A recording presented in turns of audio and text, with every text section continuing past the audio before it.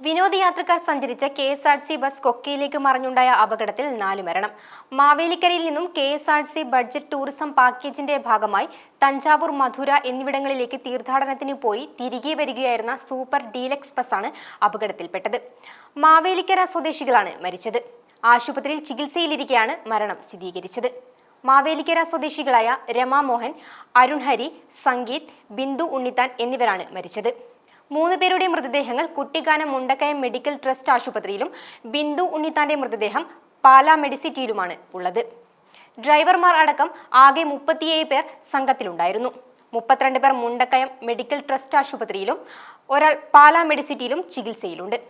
കുട്ടിക്കാനം മുണ്ടക്കയം റോഡിൽ പുല്ലുപാറ കള്ളിവേലിൽ എസ്റ്റേറ്റിന്റെ സമീപത്താണ് അപകടം നടന്നത്.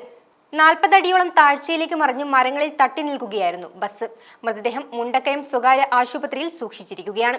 പരിക്കേറ്റവരെ പീരുമേട്ടിലെയും മുണ്ടക്കയത്തെയും ആശുപത്രിയിലേക്ക് മാറ്റി. ഹൈവേ പോലീസും പ്രദേശവാസികളും ചേർന്നാണ് രക്ഷാപ്രവർത്തനം നടത്തിയത്. ജലവിഭവ വകുപ്പ് മന്ത്രി റോഷി അഗസ്റ്റിൻ, സഹകരണ വകുപ്പ് മന്ത്രി VN വാസവൻ, ജില്ലാ collector V Vighneshwari, Poonjar MLA Sebastian Koluthinkal, Idukki ജില്ലാ പഞ്ചായത്ത് മുൻ പ്രസിഡന്റ് KT ബിനു എന്നിവർ മുണ്ടക്കയം മെഡിക്കൽ ട്രസ്റ്റ് ആശുപത്രി സന്ദർശിച്ചു. യാത്രക്കാരും 3 സ്റ്റാഫ് ഉൾപ്പെടെ 37 അങ്ങനെയുള്ള ബസ്സാണ് പുലർച്ചെ 4 മണിക്ക് ശേഷം ബ്രേക്ക് പോയി മറിയാനിടം ഒഴിവാക്കി. ഇപ്പോൾ 4 പേരാണ് മരണപ്പെട്ടത്. 3 പേര് മെഡിക്കൽ ട്രസ്റ്റ് ആശുപത്രിയിൽ പോയിട്ടുണ്ട്. ഒരെണ്ണം പാലാ ആശീവ ആശുപത്രിയിലേക്ക് കൊണ്ടുപോകുന്ന വഴി മരണപ്പെട്ടത് പാലാ ആശുപത്രി. അങ്ങനെ 4 പേര് മരണപ്പെട്ടു. ഇനി 2 പേരെ മെഡിക്കൽ കോളേജിലേക്ക് റഫർ ചെയ്തു. ഒരു വിഷയം അവരുടെ ഭർത്താവ് രാധാകൃഷ്ണൻ. ഒരാൾക്ക് ഹെഡ് ഇഞ്ചുറി ഉണ്ട്, മറ്റേയാള് ഹസ്ബൻഡാണെന്ന് കൂടെ അയക്കുന്നു. 2 പേരെയും മെഡിക്കൽ കോളേജിൽ. ഈ 4 ബോഡികൾ കോട്ടയം മെഡിക്കൽ കോളേജിൽ പോസ്റ്റ്മോർട്ടം ചെയ്യാൻ ആവശ്യമായ ക്രമീകരണങ്ങൾ ഉറപ്പാക്കി കഴിഞ്ഞു. ഇപ്പൊ തന്നെ ഇൻക്വസ്റ്റ് സ്റ്റാർട്ട് ചെയ്തു. പാലായിൽ പ്രത്യേക ടീമിനെ അയച്ചു.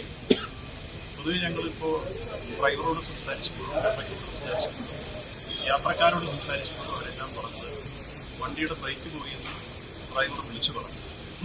ഭൂരിപക്ഷം ആളുകൾ ഉറക്കത്തിലായിരുന്നുകൊണ്ട് ഈ ഡ്രൈവറുടെ അനൗൺസ്മെന്റ് എല്ലാവരും കേട്ടിരുന്നു. കേട്ടവർ വണ്ടിയുടെ കമ്പിയിലെല്ലാം ഞാരി വെള്ളം പറ്റുകയൊക്കെ ചെയ്തു. കമ്പിയിൽ കയറി പിടിച്ചവരൊക്കെ രക്ഷപ്പെട്ടു എന്ന് പറയുമ്പോഴാണ് കമ്പിയുടെ ഞാനുള്ളത്. ബ്രേക്ക് പോയിരുന്നു എന്ന് ശരിയാണ്. ഡ്രൈവറുടെ അഡ്മിറ്റ് വിളിച്ചു പറയുകയും അതിന്റെ ഉള്ളടക്കം കാണുകയും ചെയ്തു. അത് യാത്രക്കാരെല്ലാം പറയുന്നു. ഇനി അത് കൂടുതൽ സാങ്കേതികമായി സ്ഥിരീകരിക്കണമെങ്കിൽ മോട്ടോർ വെഹിക്കിൾ ഡിപ്പാർട്ട്മെന്റിലും പോലീസും പരിശോധന നടത്തിയെങ്കിൽ അപകട കാരണത്തെക്കുറിച്ച് എന്താണ് അടിസ്ഥാനപരമായ കാരണം, ഇങ്ങനൊരു സംഭവം ഉണ്ടായി എന്ന് യാത്രക്കാരെ എന്നോട് പറഞ്ഞു. ഡ്രൈവറും വിശദീകരിച്ചു. അപ്പോൾ ഇത് പല സ്ഥലത്തും നിർത്തിയാണ് വണ്ടി വന്നിരുന്നത് എന്ന് ഞാൻ വിശദീകരിച്ചു.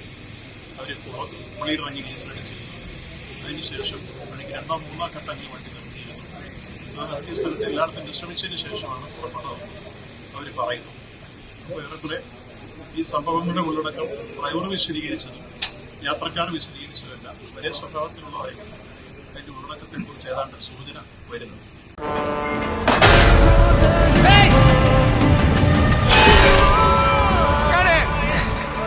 Okay? Everything is possible here. കാരണം എല്ലാ മിനിറ്റിലും ലോകം ഡിജിറ്റലി വളരുകയാണ്. Hello, DQ. Thank you. GPS shows that you're heading home. Shall I turn on the air conditioner? Yes, please. Future ഇതാണ്. ഇവിടെയെല്ലാം ടെക്നോളജി നമുക്കായി പ്രവർത്തിക്കും. നമ്മുടെ പ്രൈവസി ആൻഡ് സെക്യൂരിറ്റി കാര്യങ്ങളിൽ വരെ ഡിജിറ്റൽ ഇൻഫ്ലുവൻസ് ഉണ്ടാകും. അതിനായി നാം ഡിജിറ്റലി അപ്ഡേറ്റഡ് ആകണം. I'm back.